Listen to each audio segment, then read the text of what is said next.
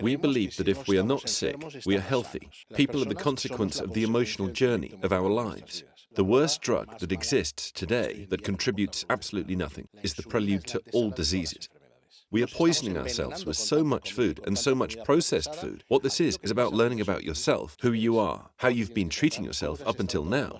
Invest in yourself to have health. Are you happy? Are you satisfied with the life you have? Change is always possible.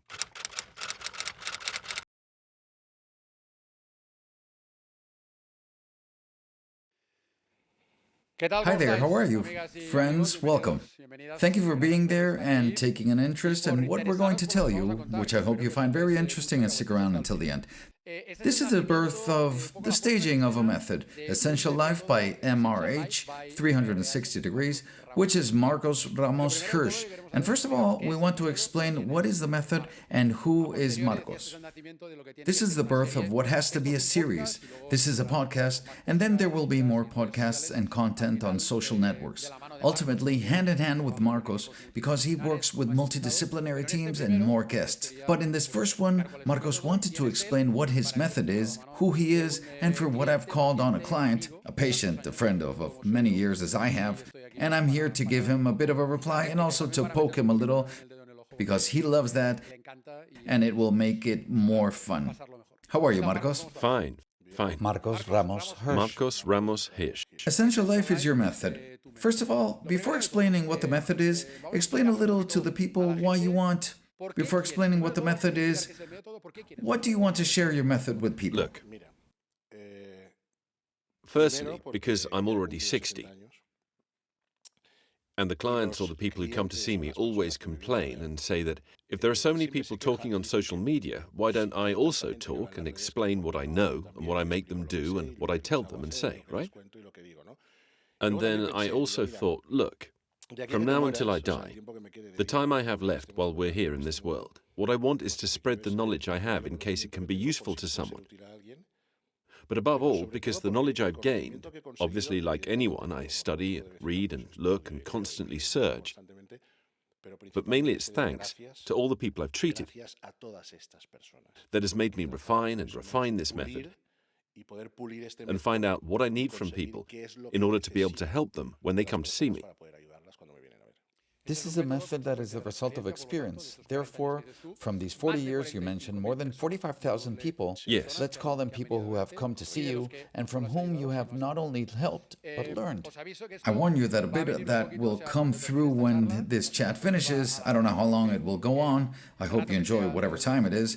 You're going to experience some cognitive dissonance, because in some way it will blow your mind about things you believed, beliefs you already had. What is Essential Life? First of all, Let's see. What is Essential Life by MRH 360? Essential Life is all those tools that I've built or used to be able to have the maximum amount of information about the people who come to see me and then be able to help them.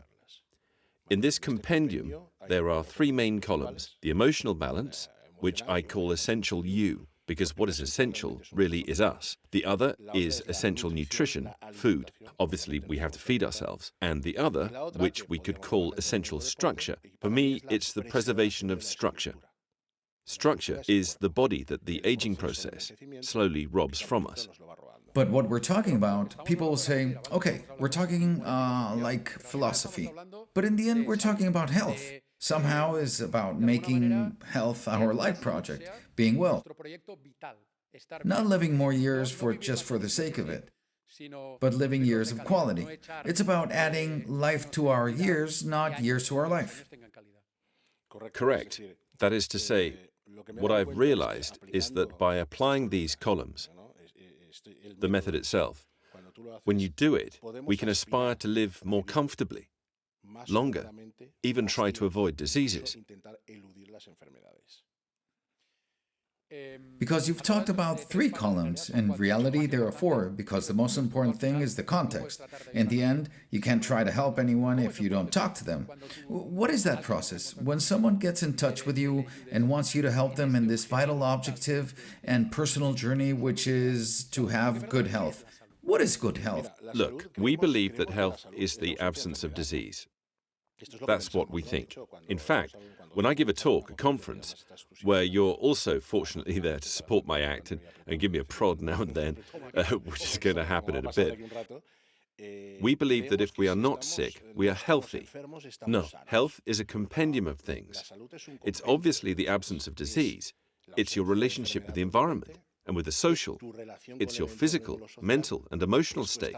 In other words, it's a series of things you should have to be healthy and to be well.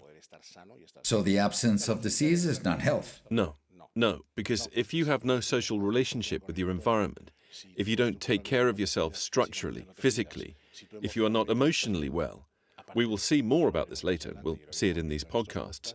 Emotion and emotions are the mother of all wars. In one of those talks you mentioned, you said you always show a newspaper clipping with an interview with Dr. Fuster, where he talks about the arrival of artificial intelligence. But not only that, Dr. Fuster said, we need to talk more with people, and that's the kind of what you want to do. He used to say, we need to talk to the patient again. Let's see. My experience is that you can't help someone you don't know. At least that's what happens to me. So I can't help a person I don't know. Therefore, the first guideline for me, the most important and primary thing, and what really gives me all the information to make decisions afterwards, even which parts of the test we're going to do or not, is decided in the conversation with the person. In fact, the first time I have to treat someone, I need them to come and see me in person, unless they have an illness that limits them and is very, very limiting. So I need to see the person in front of me. We are the consequence of the emotional journey of our lives. So when you arrive in a setting like this, at first you're a bit in shock, right? Then I suppose my appearance doesn't help either. Right away people say, well, this one's the bouncer from a nightclub, isn't he? But after 5 or 10 minutes, when people drop their guard, they start telling you things. In fact, one of the things that happens to me very often is that when they finish talking, and now my minimum appointment is an hour and a half, which always ends up being 2, because many people come from outside the city or country, and you obviously aren't going to cut someone off when they're here, telling them that someone else is coming after them. So when they finish talking, it's very curious, because most of them say, hey, I'd never told anyone this before, or my wife doesn't know, my husband doesn't know, I've never explained it to anyone. That explanation the person gives me, I simply say, tell me from the day you were born, whatever you remember up until today, when you're sitting here with me, and whatever seems the silliest or most insignificant, or you think has no value, as if you once got upset over a marble fight in the park, tell me about it, please. So as the person talks and explains, in that very moment I get clear, first of all, what I need to ask for, what I'm going to need, and then what tests or analyses will I need to request afterwards. I met Marcos. I'm a journalist. I was a MotoGP commentator for 15 years, and I met him when he was first Jorge Lorenzo's physical trainer, who has been world champion 5 times, 3 in MotoGP, and later became his manager. And I remember that at that time, already in the training side, you were very motivational with images. I mean, long before we'd seen football coaches do it, or other sports figures with more notoriety than you who have seemed to have invented it. And I remember you doing it back in 2006 and 2007 and using lots of phrases. So it amuses me a lot, and I'll be dropping phrases at you during the talk. There's one that always really strikes me because you say, before you cure someone, ask them if they're willing to give up what made them ill. It's that phrase that has really stuck with me because it's true. You give guidelines, but if someone doesn't want to follow them, we're not going anywhere. What's more, our priority system is all messed up. We'll talk about that later. I've had serious, nasty illnesses that were taking a good course, that were subsiding, that were improving. And then the person would tell me, if I have to keep eating like this or keep doing this, I can't eat sweets, I can't eat fruit, I have to stay like this, I'd rather die. And 3 months later, they die. I mean, we have certain things so ingrained, things that have been put into us, that we've learned, or that have entered us many times unconsciously. We'll talk about that too, about what happens from 0 to 7 years old with delta and theta waves. Is a state practically of imagination and lack of awareness, and everything that happens in that period of our life goes straight into the brain, without filters. And so this happens. Many times what we do, how we do it, and what we're used to prevents us from actually making this change. So that's very important, what you just said. That's one of the things I see. Sometimes I detect it even in the conversation, and then I even prefer that the person doesn't come, because you see it when they call you the first time. Hey, please, can I talk to Marcos? There are people who come from other countries. You're not going to ask someone to travel if you can tell straight away they aren't going to follow through. So I prefer to tell them, think about it, give it some thought, because if you can see the person isn't going to do it, it's also a shame for them to spend money to travel and to come. You see it straight away. But usually those who've already come this far, because people come by word of mouth, because they know someone who's already been treated by me or has been seen by someone on my team, those people come really motivated and very often comply with 70% of what you tell them. They change radically. The thing is, we have many customs and habits that are very internalized, that perhaps aren't what they should be. You talk about a team.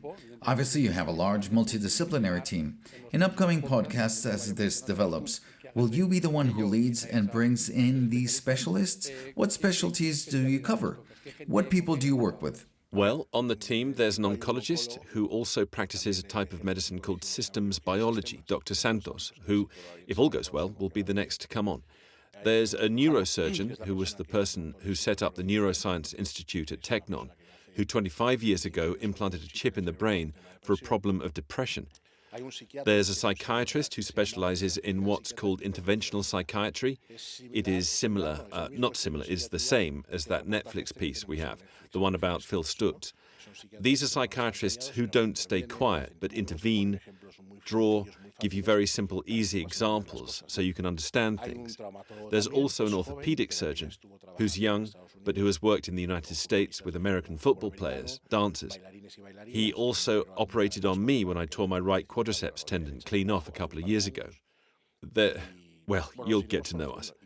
There's also a technician in human design, which is a little-known thing, but useful and interesting to me. When I request all the tests, I request them for me. Obviously, those tests stay with the client, of course, but I request them so I can situate myself to understand this vehicle. What problems does it have? Later we'll make an analogy, if you like, between people and cars, which will be easy to understand. And about your essential life method. We said there are 3 pillars aside from the context of this conversation, which without that you can't start. Is anyone more important than the others, or is everything linked? We need all 3 things to be able to function.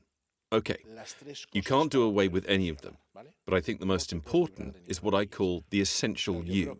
That is, the essential is you, which is the emotional part.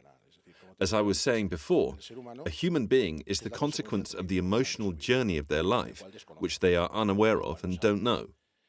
Bruce Lipton already demonstrated this in the 1970s when he did tests with stem cells. He placed 10,000 stem cells in 3 different Petri dishes and modified the environment of those stem cells. One produced muscle, another fat, and another bone. Then he said, gosh, so genetics, the genes, aren't that important. What matters is the environment. The environment of humans are influenced through the bloodstream. When a woman is pregnant, nutrients pass through the umbilical cord, but the mother's mood also passes through. So depending on how the mother's pregnancy was, the fetus will receive these emotional inputs. There you already have part of programming of those you are not aware of. So when you are born, the hard drive already comes with a program. When you buy a computer, you switch it on and make it work. You can install programs, but you can't touch the operating system. When we are born, we come with this operating system that works with those programs that have been installed, with the experience that happened in that person's life. This is very important, and many of us don't know it, and we don't know how to access it until we have a complicated life. You say, damn, what the hell have I had to live through? What can I do? Besides this, in the first stage up to 7 years old, we have delta and theta waves, which is a state practically of imagination and unconsciousness. So this, in the talks we give, the last one we did, I didn't have it then, but now I have a video of a little nappy-wearing child reproducing the movements from the film Rocky, dead on. That child is in front of the TV and does it perfectly. In this case, it's Rocky. Anything else you put on when this child grows up, all of this goes into the person's mind without any filter. So you are already receiving inputs and information that will condition how you will behave in the future without being aware of it. Neither you nor the parents. So the emotional part of the human being is the most important of all. One of the questions I always ask people when they come to see me is, are you happy? Are you happy with the life you have? Samuel Langhorne Clemens, better known as Mark Twain, who for me sums it all up with the key phrase that governs everything, said, "The two most important days in your life are the day you were born, which is unquestionable, and the day you find out why." If I tell you that of the thousands and thousands of people I've seen, more than 90% can't tell me why they're here, beyond doing well, beyond earning money, how many people do I see who say, "I earn money, my wife is fantastic, my children too, I have no problem. The business works for me, but there's something." It's just, but that's what I see most. If you don't know what you've come to do here or why you're here, you're doomed. We're already getting into the nitty-gritty and we're already in the emotional part, as you said. And the way you explain it gives it a bit of the impression that in the end, we are what we haven't been able to control. Maybe during those early years without being able to control it, and then we can blame the circumstances for not being able to change. But it can be changed. It can be changed. And another wise man said, "Human beings have the habit of blaming circumstances for what happens to them. The people who succeed in this world are those who get up in the morning and look for the circumstances that are favorable to them. If they don't find them, they create them. It's easy to say, oh, I had parents who... I was raised by my grandparents and my parents had died. They fired me from every job. The circumstances. You can change them. I mean, we're talking about that when we are born with programming of which we have no awareness. But today it's known that if a program has been installed, it can be uninstalled and install another. Also, depending on the life you drag along afterwards, if life is difficult, you have problems at a personal level, at a work level, the good news is, what you're saying, all this can be changed. But first, you have to understand it and be aware of it.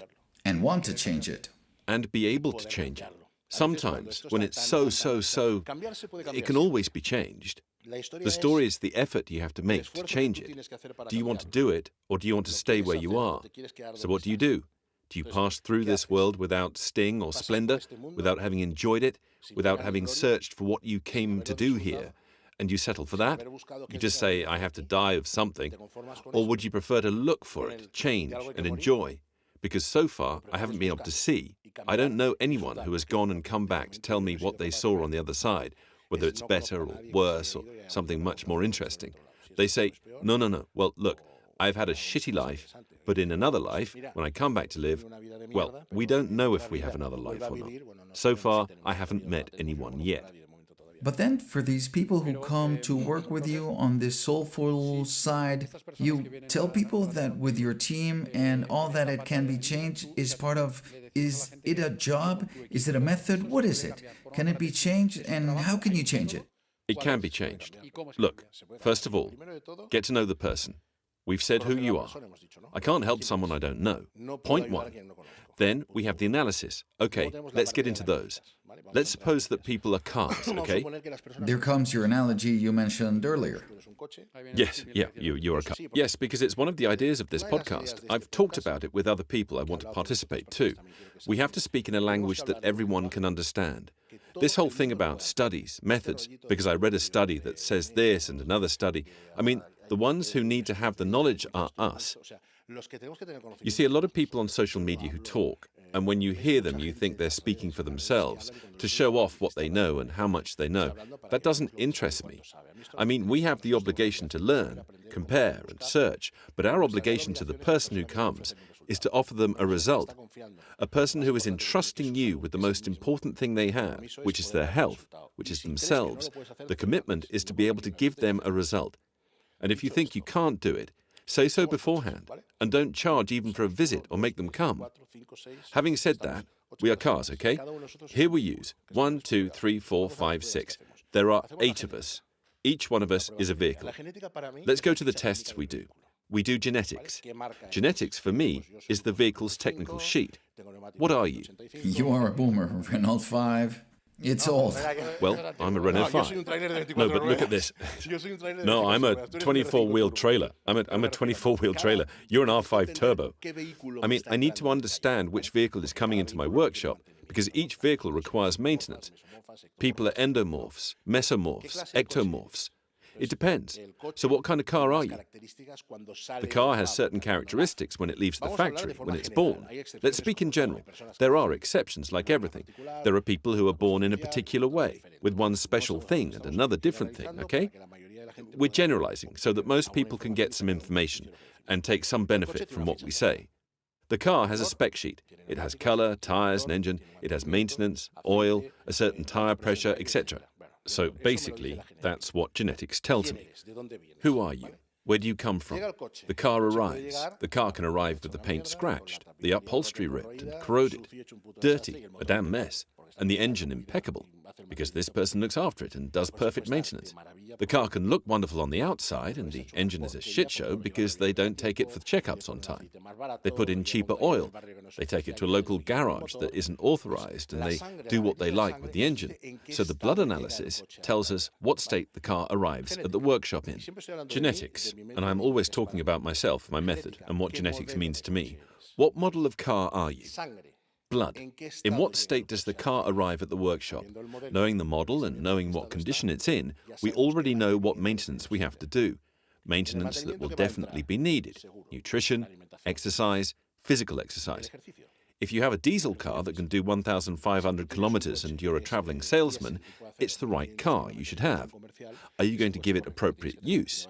If you're a traveling salesman and you buy a Maserati with 450 horsepower, you're not going to use it appropriately. But if you take a 150 horsepower diesel and you start cornering and drifting on it, it's not made for that either. One day you can do some corners, but that engine doesn't have the power, the tire, the width to be able to do what you're doing, right? So, how have we treated this car throughout our life? The body. How have you treated it? We already have the genetics, we already have the model, we already have the blood, we have the state in which the car arrives to us, and we have a conversation that we had at the beginning. This is no longer just a car. It is the central engine of cars, the emotional state, how we function and how we are, right? Apart from this, we have a technician who does something called human design. I repeat that I ask all this for myself. Very briefly, human design. We'll do a podcast on this because it is very little known. It's obtained with the date of birth, place of birth, the time, the location. There are 4 basic models of design. Depending on the human design that corresponds to you, you have a way of proceeding and functioning. The further you stray from your design, the more difficult things are for you. And I request this as well. So I have the car model, the condition in which it arrives at the workshop, a note of the human design, and I have a chat of more than an hour and a half with the person. I put all this together and compare. With all this information, we can start to design. The ideal state is a tailored suit, tailor-made. But here we're going to give advice, and we're going to talk about things that people will be able to use in a normal way. But the ideal is that you know yourself. To people who come to see me, I always say the same thing. I say, look, here's what you're going to learn with me. If you listen and follow my advice, you won't see much of me. You will learn who you are, what type of vehicle you are, what maintenance you need. And if during the time that has brought you to me in your life, you haven't used this vehicle properly, from now on, you'll know what checkups it needs, what it needs, and how you have to treat and use it. And from here, you decide. So we can have all this information. From here on, we have the interventional psychiatrist.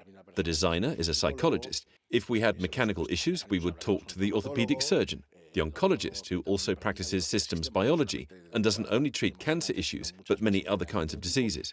So, depending on what we see in the analyses, we'll decide who has to intervene and who doesn't. But the important thing is that the person understands that one comes here to get to know themselves. 2, they will know what their maintenance is. And 3, if they apply it, they'll come back here rarely. So if we don't see very dramatic things in the tests, to decide that in a month I want to do a control analysis, or in 2, because you've got triglycerides at 875, so I want to control that, usually is 4 to 6 months, and then once a year. There are people who, I don't know, have been coming for 10, 15 years to be checked and seen, but you don't see them. Here, you come to learn about yourself, who you are, how you must treat yourself, how you've been treating yourself until now, and above all, what I said before, are you happy?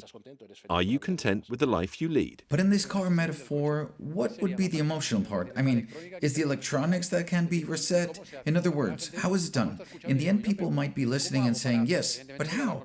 How do I change that life I think I have preconceived? And you're telling them that, yes, it can be done? First of all, it's listening to them. And when he listens, as I'm outside and I'm not inside and I'm not living it, then the view you have, what they're telling you, is very different to what you are in the first person. In fact, one of the things I see in people's lives is that instead of being the main character of their own life, they're extras in a film that is their own life. They're not even the protagonists. So when you talk with a person, they say, "Wow, Marcos, you're really right." When they finish speaking, then I start. I say, "Look, you've explained this to me. You've told me this, and you've told me that." They say, "Wow, it's true. I've never even seen it like that." You're so immersed that you don't realize it. You come with the original operating system. It's someone from the outside who has to alert you, so you become aware and see it from here on. While I listen to them speak, I already decide whether I can talk with this person. Is it necessary they talk with a psychiatrist? They have to see the psychologist and extend the design part a bit more. And from there, you start to put solutions in place. Obviously, there are lifestyle habits. I mean, from what we have eaten to get here to what we eat today, there is a huge gap. Let's get into this part about nutrition, which we'll label as supplementation, because that's also important. But let's first talk about nutrition. When you talk about essential life, which is the name of the method, it also occurs to me that in the end, food has to provide us with what is essential. And that's a bit like, it's the fuel for that car, right? Essential. Well, we haven't said. According to the definition of the word essential, is that which is so useful and necessary that we cannot do without it. We cannot do without it. Let's do a quick overview to explain. We come from ancient times, from prehistory. In prehistory, it was obvious. It was crystal clear that when you went out to look for something to eat, there were no supermarkets, no bars, no restaurants, nothing. So you ate what you hunted, what you could hunt. If you were an inland people, it was practically always going to be meat. If you were perhaps on the coast, you might access some fish. And in the origins, we didn't even know how to hunt. In other words, initially humans were scavengers. We ate the remains left by other predators, and we watched how those predators opened the prey in the middle and ate the central part, which was the warm part, and was basically the offal. When they learned to hunt, they hunted and then normally copied eating the offal. The nutritional proportion of offal is 2 parts fat to 1 part protein. So, first question, because this is the thing about diet, keto, vegetarian, vegan, and so on, right? Gosh, we've been eating the same thing for millions of years. We've spent millions of years not being able to eat every day. Nor 2, nor 3, nor 5 meals. Because maybe you hunted and that was all you had, and you went without for a while. Later on, salting and other things came along that allowed us in winter or bad times to have stored food.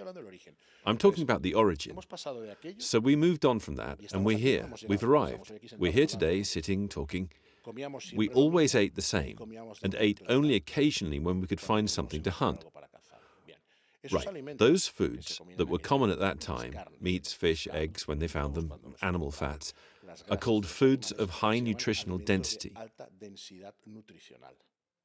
What is a food of high nutritional density? One that in its composition contains what are called essential nutrients,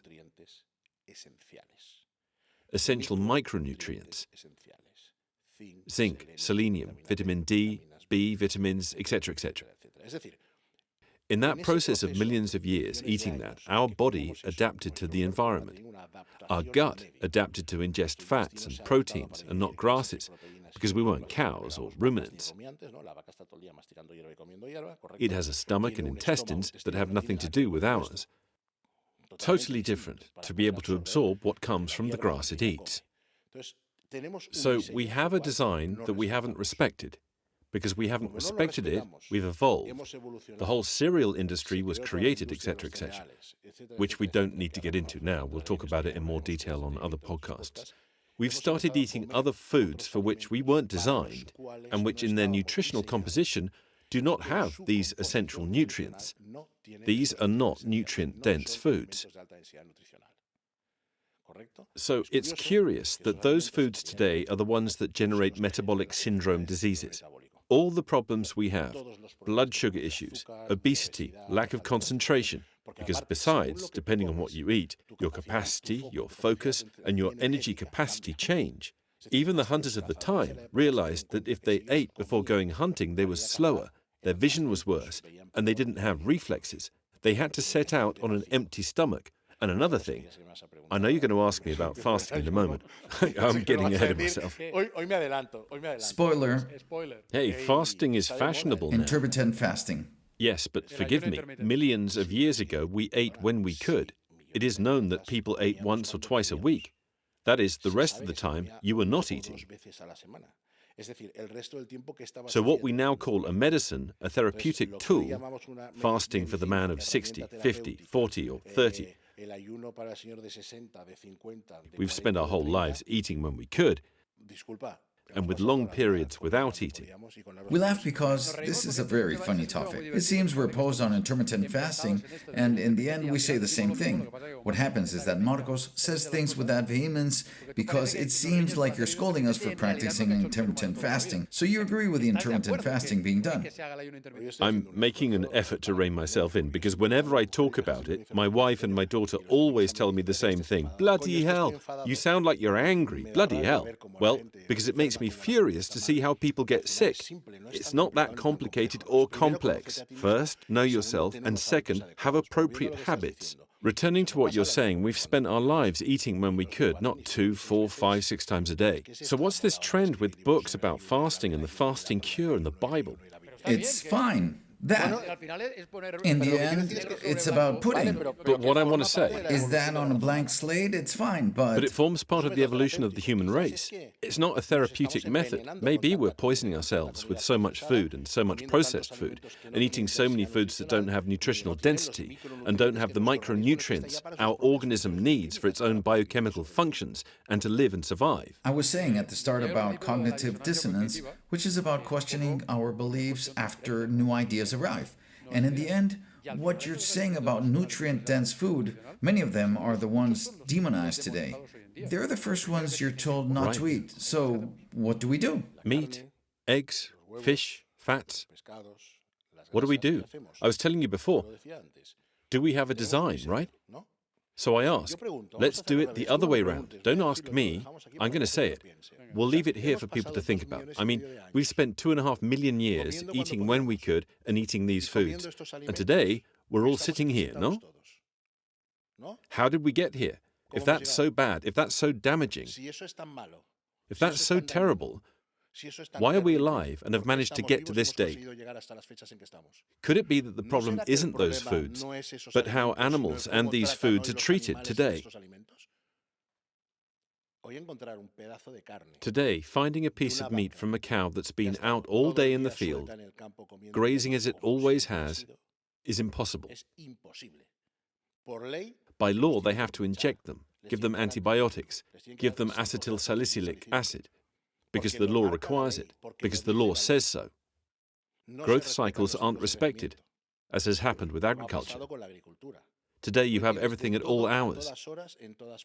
Everywhere you have vegetables and fruit locked in cold storage rooms for months. Do you think that can be nutritious? I mean, the problem is that the cow poos and contaminates, right? We have to introduce electric cars because we're polluting everything, but car pollution is 2%. But nobody talks about planes, and nobody talks about ships.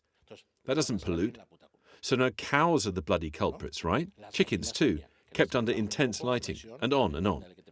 The growth period of a chicken isn't respected either. When a person has cancer, the diet applied to them, which is super important, is totally strict. It's based on what you may have heard about, or what is often talked about as the ketogenic diet, which is a ketogenic diet, 60, 70, 80% fat, 20 to 25% protein, 10 to 15% carbohydrates, which come from vegetables. Bloody hell, if this food was so bad and you're giving it to someone who has cancer... So the problem isn't that you eat meat, eggs, fish, fats. The problem is the origin of what you're eating. What has been done to these foods before you put them in your mouth? Because if the animals haven't been injected, given clenbuterol, given medications, they're given things so they don't catch colds and all this, that still ends up in your body and your system. I mean, the biggest difficulty today is finding food. Correct. And what are you going to sell me? Are you going to tell me not to eat a beefsteak and to eat one of those burgers you get now that has 27 synthetic ingredients? If that's going to be better, don't count on me. I'm 60. One day I'll put my blood test on the screen, but podcasts don't have blood tests, okay? But we could look at cholesterol, triglycerides, my inflammation markers. We could look at it. All the people who come to see me, clients who come to see me, it's the dietary approach they follow. I don't like talking about ketogenic diets. If anything, I like to talk about evolutionary nutrition. I think, well, I have applied it to the thousands of people I've talked to. We have to eat what has allowed us to get through millennia. We have to eat what has allowed evolution to bring us here. And life used to be much tougher than now. Today, we've changed all the concepts. We eat 5 times a day, we eat foods that have no nutritional density, we travel by car, by motorbike, we barely walk, we take the underground or the bus. Before, to do anything, distances were huge. And if you weren't going on horseback, you went by cart. I mean, it was a real slog. The concept of mobility has changed. The body is designed to be in motion, to be able to pass through time, walk, climb, jump, run, as wars used to be. Today, we practically don't move. We eat 3, 4, or 5 times a day. They say you have to eat, and if you add up what you eat over the course of a day, of everything you've eaten, tell me how much of what you've eaten has nutritional density, and tell me how much of what you've eaten has an adequate origin. Yet people are surprised to be ill. Yes, today's disease is metabolic syndrome. A tumor cell consumes 200 times more glucose than a normal cell. Where is the problem with these foods? The problem is how we treat the animals that we then have to eat. I talk to a lot of people because it's difficult to get food, and they tell me you say we're obliged by law. Take an Iberian ham and look at what it contains. Look at what they have to put on it. And they say if we don't put it, we have a problem. And how do we solve this then? Well, of course, in the end, we're telling people what the problem is, but it has no solution. It has a solution because there are a great many people today from whom you can buy meat, from whom you can buy fish, you can buy free-range eggs. And thanks to the internet and the modern world, which isn't all bad, it has allowed cutting out intermediaries and having direct access to these people you can buy from and who can send food anywhere. And these aren't obliged to give all those vaccines and all that? Well, these people raise animals as they used to, and they sell directly, and they have what they call grass-fed cows and animals. Those animals live outdoors, sleep outdoors. They have a barn that they go into if they feel like it, and if not, they don't. But I also don't understand why you have to put this type of preservative in foods. We all know that what keeps humans alive are so-called perishable foods. Everything that rots and goes off. You don't buy fresh fish to eat it next week unless you freeze it. That's the problem. You don't buy meat and leave it out of the fridge and eat it 3 months later. It's always the same story. There are certain vested interests. The whole cereal industry was created. They said you had to eat 2 or 3 portions of cereal a day. We're talking about a healthy breakfast. Oh, in summer, I do a great job. Super healthy, huh? Yeah. Fruit bowl, freshly squeezed natural orange juice, cow's milk with oats and toast with honey. Sugar of every kind. We'll probably start the insulin fire first thing in the morning, and we'll be switched on until 12 o'clock midnight. But you'll eat again, and you'll fall back into some of this. It's very simple, eh? It's not that complicated. Look at history. Go back and ask yourself how you got from then to here today. And the other question is very simple. People today are sicker than ever. People say ancestrally. It's not that you're telling me this, but in the Middle Ages people died at 50%. Yes, of course, because of hygiene. But people didn't die because of what they ate. You go to battle, you get hit with a stick, you don't have medicines. 4 worms come out of the shoulder and you end up 6 feet under. There weren't the hygiene measures there are now. There weren't certain comforts of today's world. But nowadays, excuse me, you go out on the street and what's on every corner? One of those bakeries that are fashionable now. The old traditional bars are gone. They're gone. There are bakeries everywhere, and you see everything they produce, everything they have in the ovens is absolutely synthetic. There are processed foods everywhere. You're totally surrounded by this, and they're foods that have no nutritional density. And you're still surprised that we are as we are? The strange thing is, we are still alive. In the end, we've really evolved a lot. Life expectancy is much higher. But you also said a phrase that goes, medicine has advanced so much that there is no one left who is healthy. That phrase you said. We've regressed. No, listen, the other day I was reading a study, and I tell you I don't want to bring these things up because I understand that information and knowledge are things we must seek to help the people who trust us. I'm not going to spend my time giving lectures about studies and that kind of stuff to prove that's not the point, right? The other day, I read that the human brain is diminishing because there's so much consumption of cereals and sugars and processed products, and we're eating fewer whole foods. I think one thing, the process of encephalization, the growth of the brain, the evolution of the human brain when we stopped being hominids and became more thinking creatures, happened thanks to essential micronutrients. So if they're telling you they're essential, they are essential. We go back to that useful and necessary thing we can't do without. We removed everything and put in the exact opposite.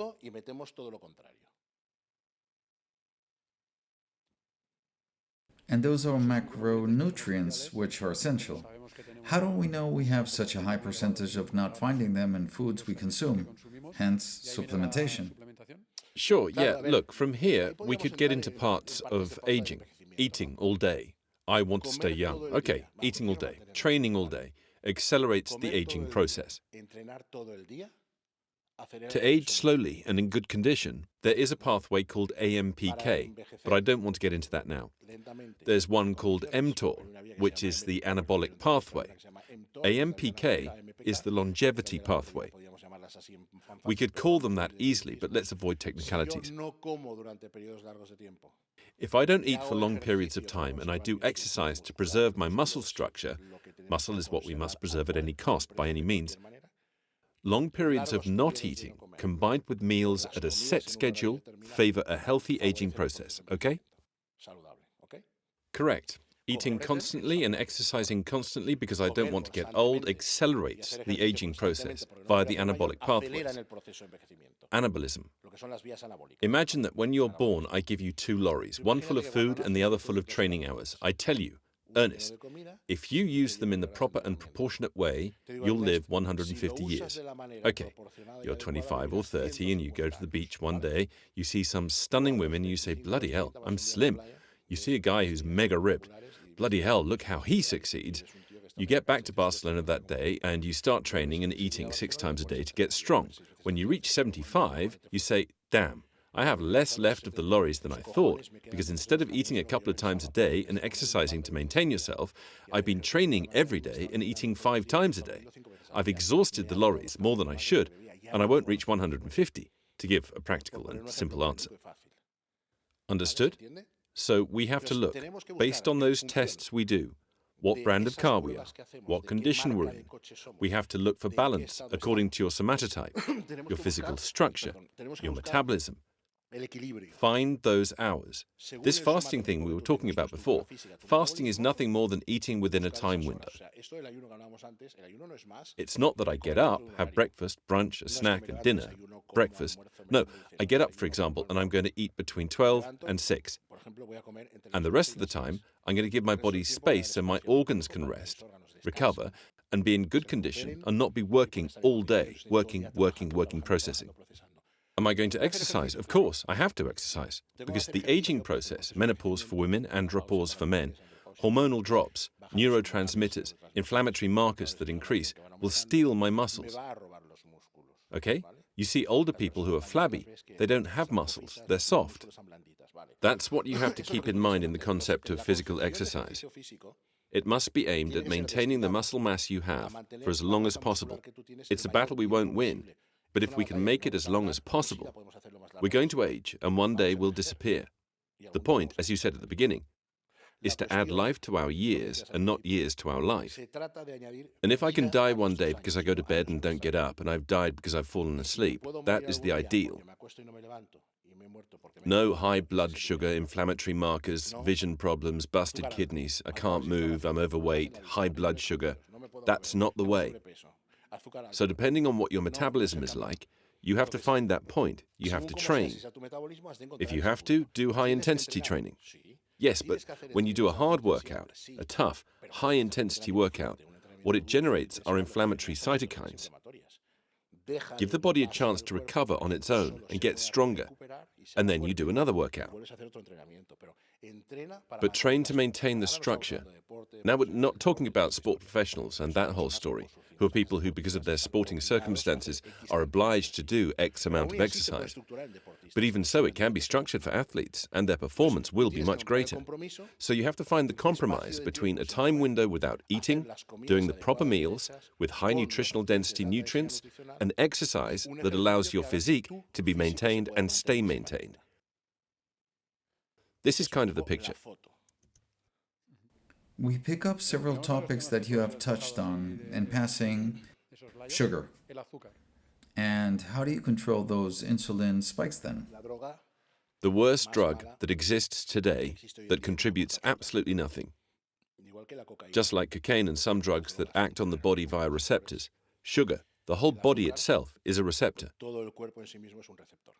Sugar has zero nutritional value, and on top of that, it plays right into insulin's hands. That's one. You lead a stressful life. Going back to what I said at the start, are you happy with your life?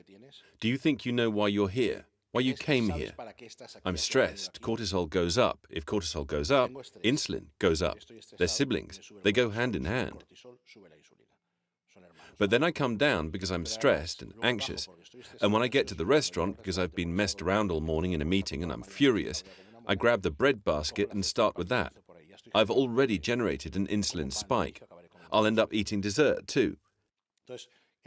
So sugar keeps insulin always switched on. Sugar is the forerunner of all diseases, every one of them. Depending on how, what, in what order of what I'm eating, insulin will rise faster, drop faster, rise and fall after an hour and a half or two. But usually when it drops, it makes you want more, and you enter a circle that's very difficult to get out of. Do you remember what happened during the pandemic? Everyone making bread, everyone making sponge cakes, everyone making pastries. It's curious. Anxiety, anxiety, anxiety. Sweet chocolate, the stuff with sugar and milk and bread and cakes and bread and cakes. And you can't stop because when insulin drops, it asks for more. This is one of the biggest scourges there is.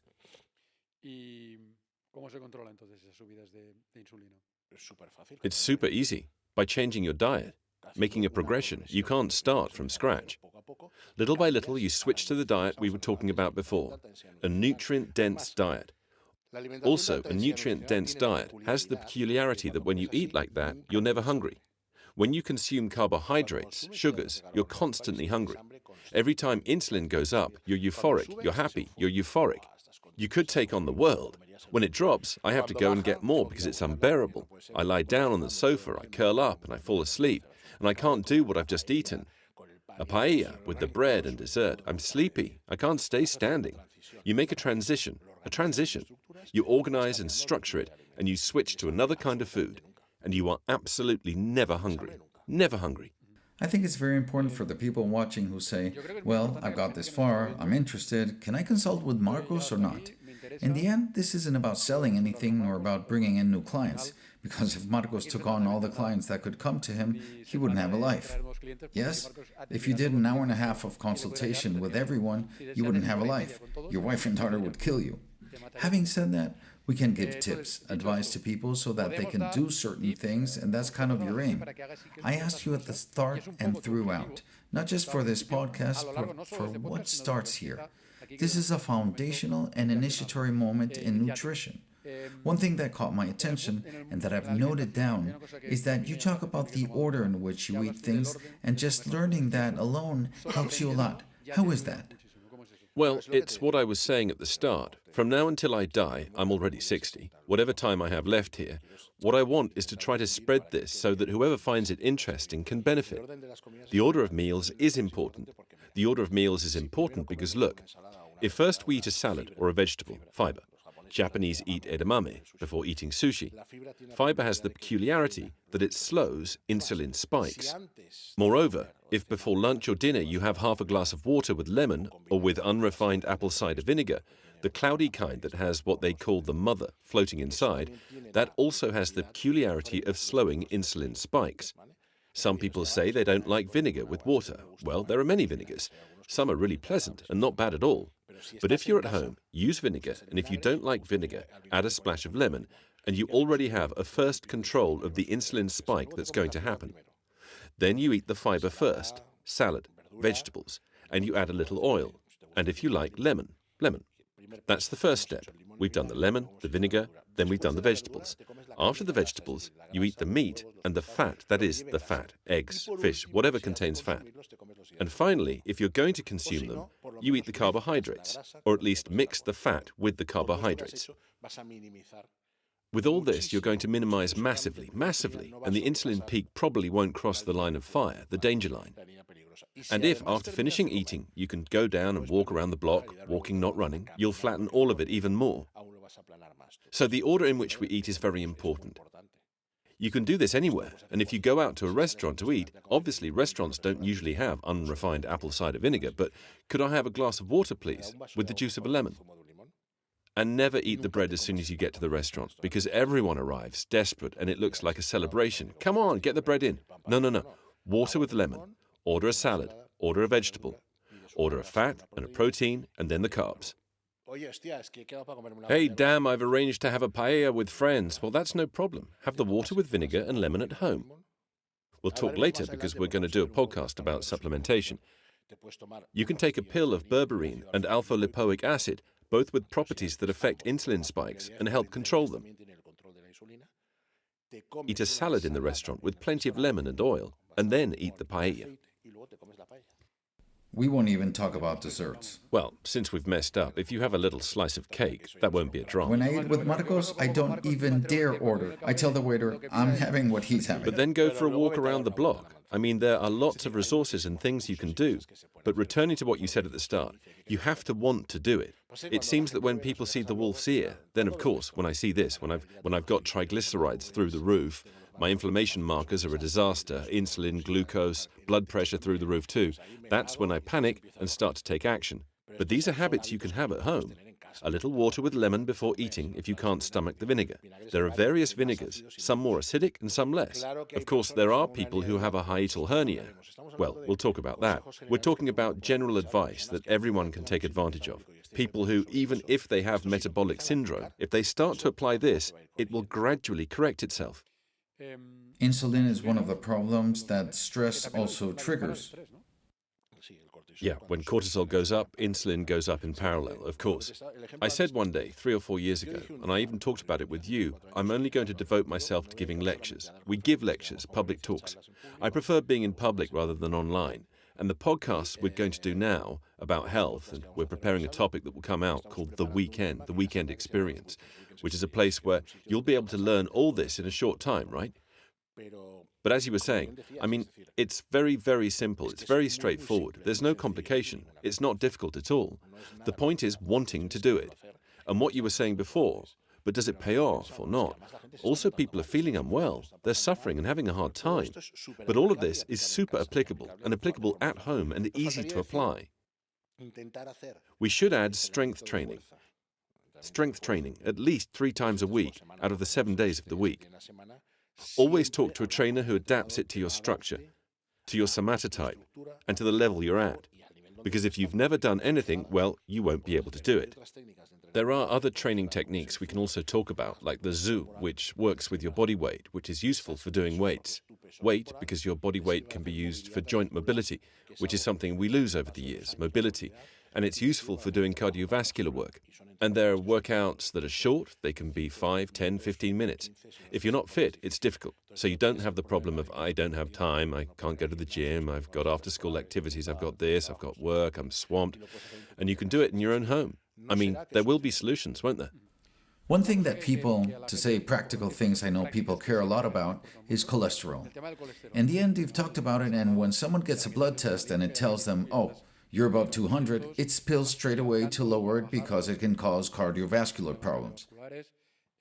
How do you lower cholesterol without taking pills? It goes down when you stop eating sugars and stop eating processed foods and start eating fats and eating proteins. Eating the foods we are designed for, the ones we evolved with.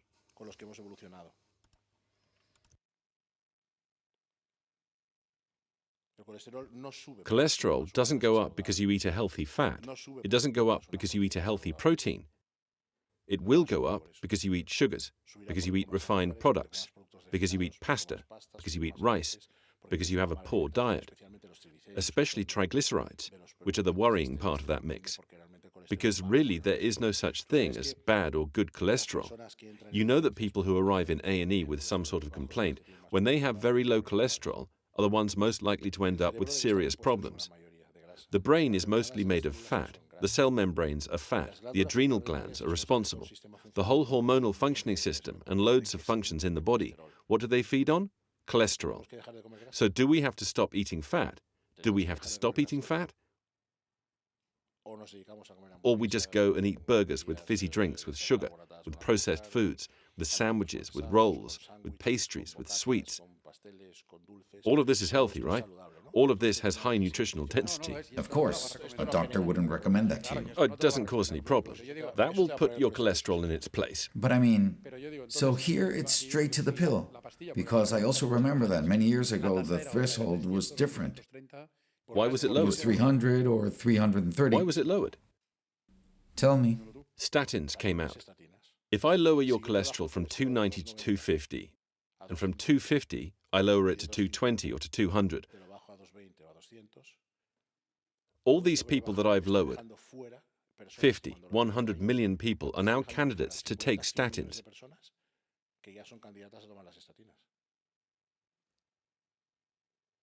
It's not that complicated. Stuff yourself with pastries for a week. Stuff yourself with burgers. Drink those fizzy drinks. We're not going to talk brands. And go and get a blood test. The following week, dedicate yourself to eating avocados. Dedicate yourself to eating eggs. Egg zero. Avocados. Fish. Meat. A piece of buckwheat, which has no gluten, in the morning, before you've trained. And then get another blood test. We'll see what happens. But it's a whole. Back to the same thing. It's about lifestyle habits. How the head works with sugar. You can't see well. It wrecks your eyesight. It wrecks your kidneys. You don't have concentration capacity. You're always sleepy and you can't concentrate.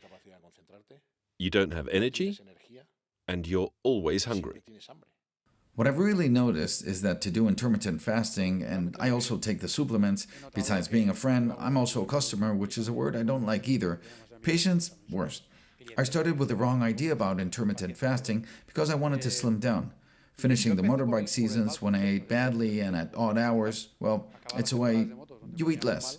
Obviously, you'll slim down, but over time, I realized that you're much more focused. I didn't lose as much weight as I thought I would. I did lose weight and I stabilized at that weight. But above all, from a mental point of view, you're much more focused. And less forgetful. You're not hungry? I'm not hungry. You have more energy. Hunger is also a mental state, really by having infusions, drinking coffee, drinking water at the moments you feel hungry, initially. It's programming. We talked about it earlier. When they told you the most important meal of the day is breakfast, you go to school, you have to study, milk with cereals, a piece of fruit. You're giving me sugar. How do you expect me to concentrate? I'm going to be sleepy all morning. Have you seen that long periods without eating? Does anything happen? No. Your energy has increased. Your focus, your concentration has improved. Your eyesight improves. At 7 in the evening, numbers are not dancing before your eyes on the computer. You train fasted in the morning without any problems. And what do you think those more than 40,000 clients of mine have done? Where do you think we're heading? We're all heading the same way. I mean, when you come and live a life like today's, how much of a gourmet ethical intoxication are you under? So, depending on your nature, your health, the physical strength you have, your body will take more or less time to go back to the past and return to its natural state. But the design we have, the body hasn't forgotten. We have. Imagine how much it endures. Every day we batter it with everything. Stress, worry, poor nutrition. We don't have essential nutrients. We don't have proper food. And yet the poor thing endures and endures and endures. So you have to do a reverse process. You have to go back to those nutrients that got us here. Then, depending on the contamination you carry, the lifestyle you have, everything has to be put in order. It's like, I'm a senior executive and I run a construction company that turns over so many millions. And because of the meetings, I say, stop, stop, stop. When you're in hospital with a drip, you can explain it to the doctor. Don't tell me, tell him. I'm not going to scold you. I tell all my clients this. I'm not the police. I'm not going to chase after you asking anything. I say, once you arrive at my place, what model of car are you? In what condition have you arrived at the garage? We're going to repair the upholstery. We're going to fix the exterior paint. We'll put in the oil you need. We'll put air in the tires, and we'll try to turn you into a classic, a proper classic. That is, a car over 50 years old that's in perfect condition and runs perfectly well. And from there, you leave with an instruction manual of what you have to do. If you want, you do it. If not, stay as you are. Because if you're coming to see me, you're coming for some reason. So don't tell me about the company or the information. I don't care. That's what's killing you. So if you're doing so well and earning so much money, you can't get organized so things are done differently. The problem is our priorities are out of order. Sure. How much are we thinking of investing in ourselves? More or less everyone takes holidays in summer. A week, 10 days, 15 days, a month. Poor, rich, or not rich. Everyone goes on holiday, whatever the cost. More or less everyone has a car. Some households have 2 cars. Some have 3. I'm not talking about wealthy people. It can be ordinary cars. A daughter, the husband works in one place, the wife works in another. More or less everyone. Now it's harder, but have a mortgage and a house. They're paying for a home, a mortgage. I buy clothes from this shop or that one. Every now and then I go out to eat at the weekend. If I have a girlfriend, a boyfriend, my wife, I'm married, I'll buy a small anniversary gift, or I'll buy a more or less good watch, more or less bad. So, damn, how much money do you spend on life to live? And the question is, that life you're living, and where you should live and enjoy all of this, how much do you invest in yourself to be in condition to enjoy it? 0. Supplements are expensive, damn it. You smoke, go out drinking, go out to dinner. You go on holiday, you have a car, you have a watch, you have a girlfriend, you spend. Excuse me, tomorrow you're going to be screwed and you won't enjoy it. Of course, we're badly ordered. Priorities are wrong. Bloody hell, how much do you invest in yourself? Invest in yourself to have health and to be able to enjoy all of this throughout your life. But it's not like that. It's tobacco normal, the watch is normal, the chain is normal, the car is normal, holidays are normal, the clothes are normal, the restaurant is normal. Everything except investing in yourself. I'm not going to ask, or you're not going to ask them in the next podcast and also on social media, nothing. But you will offer them, you'll give them advice, and I think it's important that people know that following you online, following Essential Life, a Marcos Ramos Hirsch, will provide them with those habits. Simply, if they want to apply them, they can help themselves, and that's a bit of a... Anyone who wants to try it. Exactly. That's the summary. We've been chatting for a while. It's a bit the summary of why you're here. Well, I told you, I've already turned 60, and from now until I die, we're going to spread the information. This way my clients and everyone can't say to me, hey, you never, why didn't you tell us, why didn't you explain, why didn't you do it? That's it. We're going to start telling things in plain, everyday language that can be understood. Obviously, as I said before, if you want to go into the finer points, the ideal model is tailor-made, a bespoke suit. But it's, damn, these tests cost so much, damn. But excuse me. Don't do anything, mate, don't do anything. Keep being the extra in the movie of your life, instead of being the protagonist. Keep driving that gorgeous motor you've got. Keep your super watch. Show off in Ibiza on your summer holidays. Go on. Really? Why are you coming here? Does it hurt you to spend money finding out who you are? Are you reluctant to spend money to know what kind of vehicle you are and what maintenance you need? You have a problem, mate. The main objective of a human being should be health. What is your life goal? Well, I'm going to study business. I'm going to become a neurosurgeon and get rich. I'm going to buy a house here, a lovely mansion. If you don't have health, you're not going to do any of that. Nothing at all. And when you're screwed, as Steve Jobs said, you'll give your entire fortune to have health and be able to start again. But you always realize things too late. Health can't be bought, but you can invest in it. You can completely turn everything round knowing that. The people I've seen, 98, 97, or 96% of them, it was their time to meet me. There have been some whom I've had to tell, look, think it over carefully, please, because I tell you sincerely, I don't think you'll stick to things. It's not the time. Sometimes they've left and come back a year or two later, but for that reason, I call the emotional part essential you. What's essential is you. Everything else, without health, makes no sense. And I tell you, there are people who have the wolf's ear right here, and the wolf is drooling right here. They still don't react. Even then. It's true. If we get into routines that... That's the phrase you like. Ask people, change what has led you to these circumstances. Because if you're not willing to change what has brought you to this point, you're wasting your time and you're wasting mine. And even if you can pay me, it's a bad deal, because time is the only thing we give and that we cannot get back. And when you are a certain age, time becomes ever more expensive because you have less of it. And you shouldn't waste it, because whether you like it or not, here you come. As Mark Twain says, always do something that in the end will have an impact on others.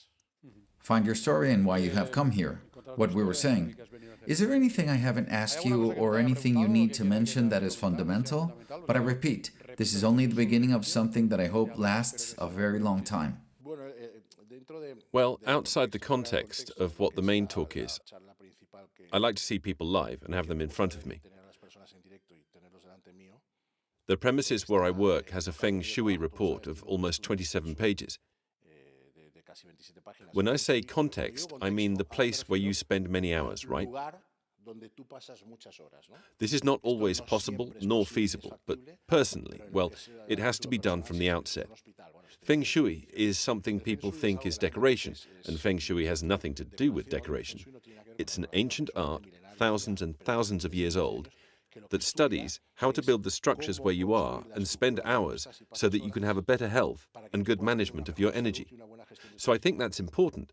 Sometimes we buy a flat, we take out a mortgage, we do building work, and there are concrete concepts. Here you can't have a glass. You can't join wood with glass. When you can simply use a color that, for example, emulates the color of wood. That's interesting, because I've seen peculiar cases of people buying an amazing house, spending a lot of money, moving the family, and everyone getting ill. So in the place where you're going to spend many, many hours, I think it's interesting. The truth is that at your place you sit and you don't want to leave here. Do you know what happened? Look, when we bought the premises, we had 2 years of building work. When the work was finished, the team that had taken part here, the laborers, the painters, the electricians, everyone, did not want to leave. They did not want to go. And for 3 years, we held a Christmas dinner with the whole team of people who had worked here. I never used to explain it. Now I've said it on the podcast. If someone came here, they already know. But, well, you've seen it. When people come and say, I'm comfortable here, I even have friends who say, does it bother you if I hang around for a while and stay about? And I say, yes, sit over there as long as you don't bother me. So that's part of health. This helps the energy you have to stabilize, to become neutral. In fact, when Feng Shui talks about spaces, looks at the building's construction date, there come people who are like dowsers, those who go with a little twig to organize the water. They locate what they call underground water veins and something they call telluric chimneys. Okay? So they make a plan and what they call the star. And then that star divides the premises, or the houses or the flats, and it tells you, this area is good, this area is very good, this is average, this is bad, or this is very bad. So you can neutralize a very bad area. A bad one you can transform and improve. An average one or a good one you can improve to be superior. So, well, if you can afford it and you can do it, because it's not a drama in terms of cost, I think it's interesting. If you're going to be in your home many hours or in an office, having this is simply having some guidelines, like the ones we want to give here about health, for how to place things or colors or materials. It's not that complex. Well, as a recap, you are committed to bringing guests from your multidisciplinary team and people who can contribute interesting things. You'll tell people how not to hide behind circumstances make me like this, but that I can be different. How to eat, that order above all. How to use supplementation, training, which is very important. In fact, you come from training, right? You've evolved. But you come from the world of bodybuilding. Originally, I'm a physical culture and nutrition teacher from the Wider Institute of Canada, and I had my phase of wanting to be a gorilla. In fact, I like big, strong, muscular bodies. I don't like the look from 1990 onwards. I prefer those from before 1990. Back when I started, you would train and we had boiled potatoes, boiled rice, lettuce, chicken, eggs, meat, quality meat, because in that time it was quality. And when you talked about steroids and anabolic agents, it was spoken of in hushed tones and with a tight mouth. They would tell you, kid, get training, and when you reach a level that you can't progress from for a year, we'll talk. You had spent 5 or 6 or 7 years training naturally, eating real food, eating well, quality food. At that time, there were 4 pharmacy supplements. That is, the vitamin C pill you dissolved in water, hydroxyl, B1, B6 and B12, the Oxina E200, then the granular cabin C-Vit. There was the Tombas, which was a pre-workout of the time that you took and trained hard. So until a year passed and you didn't progress, you had trained 5 years, 6 years, 7 years naturally. Then you would talk about that subject. But that too has gone out of hand. I mean, it was incredibly hard work. In fact, if you look at that famous film, Pumping Iron, with Arnold Schwarzenegger, it's a really cool film. It's great. And it was what took bodybuilding to mass exposure and stratospheric heights. You'll see that all the bodies were very, very, very similar in structure. This has gotten out of hand. It's gone off track. And whereas before bodybuilding was a sport of camaraderie, a sport that instilled certain values for life, consistency, perseverance, sacrifice, it has now become a circus. What has happened since 1990, 1995 onwards, I don't relate to bodybuilding. I don't identify with it. Well, I was saying, to close, that in the end, what you want, the objective here is to slow down the aging process, to live as long as possible with a healthy life, not to add life. To die young as late as possible. To have a good life and a good death. Correct. That was what Adriano said, wasn't it? That was what Adriano used to say. He would tell Antino, his lover, and say to him, the good life and the good death are a common space. And you think, what is this man telling me? Well, he meant that if you had a life in which you have been able to fulfill all your dreams, do everything you wanted to do and live fully, you can die peacefully. You can die calmly and gently. That was the aspiration, he says. It's a common place because I think we all aspire to have a good life, to be able in life to do what we believe we should do and enjoy it. If you've done everything you want to do, you are prepared to die, but also to have a good death. What I was saying at the beginning, to go to bed and perhaps not wake up, but I haven't suffered. So the commonplace idea is that he understood, Adriano, the emperor, that all humans could aspire to this and it would be a good aspiration. Well, thank you very much, Marcos, for inviting me to be the godfather of this kickoff. It couldn't be anyone else. Of this starting shot. It couldn't be anyone else. And nothing. From now on, if you want, you can always follow Essential Life by MHR 360 Degrees, Marcos Ramos Hirsch, and so on. I hope you do lots of interviews, open your social media accounts, and that we can carry on. With the great team we have, and also thanks to you. You know, social networks have never interested me. It's not a subject that... But anyway, it's also we can do something positive for others, and may they all find that second day Mark Twain speaks of. Well, thank you very much, Marcos. Thank you very much to everyone for sticking with us this far. It's been a fairly long while. All the best. Ernest, thank you.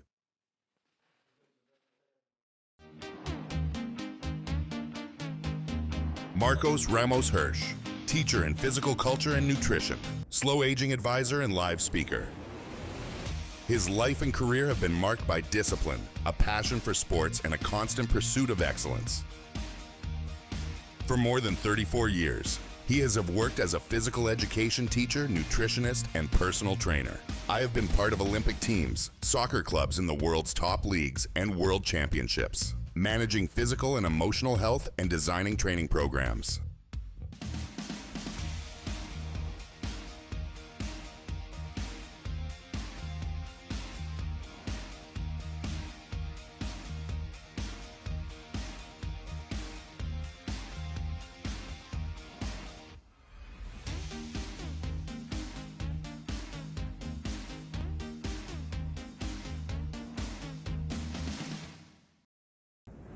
Fitness trainer, nutritionist, and agent for a 4-time MotoGP world champion.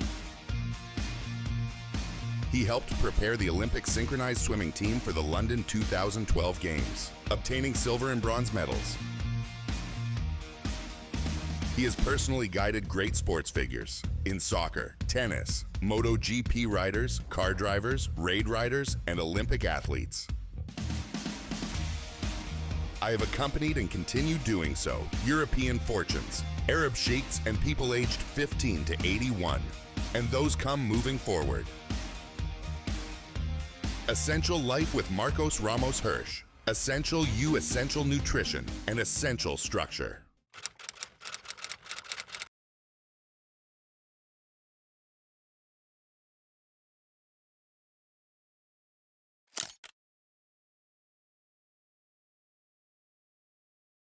If you find the podcasts I'm doing interesting, subscribe.